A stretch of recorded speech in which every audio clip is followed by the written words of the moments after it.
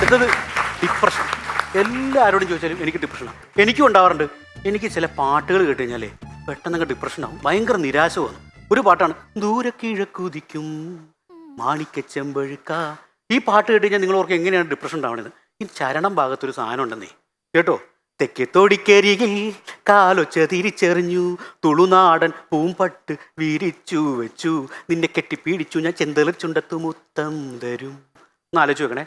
തെക്കേ തൊടിയിൽ വന്ന് തുളുനാടൻ പട്ട് വിരിച്ചു കെട്ടിപ്പിടിച്ച് ചെന്തളിർ ചുണ്ടത്തിൽ ലിപ്പ് ലോക്ക് ചെയ്ത് അങ്ങനെ നിൽക്കുമ്പോൾ അവിടെ എന്തെങ്കിലും നടക്കുമെന്ന് വിചാരിക്കുമ്പോഴത്തേക്കും അടുത്ത ലൈൻ പറയുകയാണ്, ഒരു കൃഷ്ണത്തുളസിപ്പൂ നുള്ളി മുഴുത്തുമ്പിൽ ചാർത്തി തരൂ.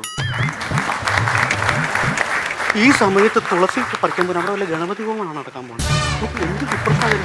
അല്ലേലും ഈ കവികൾക്ക് പൊതുവെ മനസാക്ഷി എന്ന് പറഞ്ഞ സാധനമില്ല. നമ്മുടെ ലെജൻഡറി റൈറ്ററാണ് വയലാർ. എനിക്ക് വയലാറുമായിട്ട് അഭിപ്രായ വ്യത്യാസം ഉണ്ടെന്നേ. കാരണം മലയാളത്തിൽ ആദ്യമായിട്ട് തേപ്പ് പ്രൊമോട്ട് ചെയ്തത് ഈ വയലാറാണ്. കേട്ടിട്ടില്ലേ? ഞാൻ ഉദാഹരണ സഹിതം പറയാം.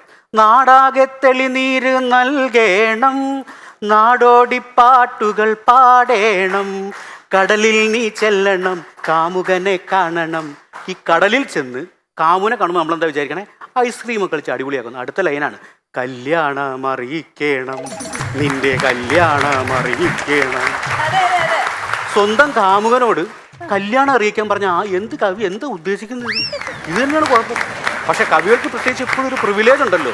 കാരണം എന്ത് പറഞ്ഞാൽ ഇപ്പം നമ്മൾ പറഞ്ഞാൽ ചിലപ്പോൾ തെറിയാവും, പക്ഷെ ഇവർ ഉപയോഗിക്കുന്നത് വേറെ ലെവലാ. ഉദാഹരണത്തിന് നാറി, ആരും വിളിയേക്കേണ്ട, ആരെയും വിളിച്ചതല്ല. നമ്മൾ പൊതുവെ അധിക്ഷേപിക്കാൻ വേണ്ടിയിട്ടാണ് ഈ നാറി എന്ന് ഉപയോഗിക്കുന്നത്. നമ്മൾ പറഞ്ഞാൽ അങ്ങനെയാണ്. പക്ഷെ കവികൾ തീർത്ത് ഉപയോഗിക്കും വേറെ ലെവലാവും. കേട്ടിട്ടില്ലേ?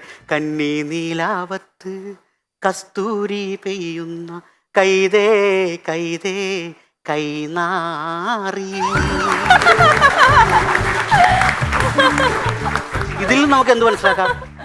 ഏത് നാറിയെ അല്ല വേണ്ട, കഴിവുള്ളവരെ കിട്ടിക്കഴിഞ്ഞാൽ നാറി വരെ വേറെ ലെവലിലാവും.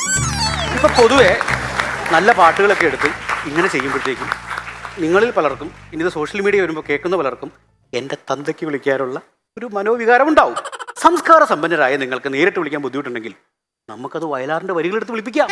എന്നാ പിടിച്ചോ. തന്തന തന്തന തന്താ തന്തന തന്തന തന്താ തന്തന തന്തന തന്താ. ഇതൊക്കെ ഞാൻ പാടുന്ന പാട്ടുകളാണ്. ഇനി പരിപാടിയൊക്കെ കഴിഞ്ഞ് ഞാൻ നാട്ടിൽ കൂടെ നടക്കുമ്പോഴത്തേക്കും നാട്ടുകാർ എന്നെ നോക്കി പാടുന്നൊരു പാട്ടുണ്ട്.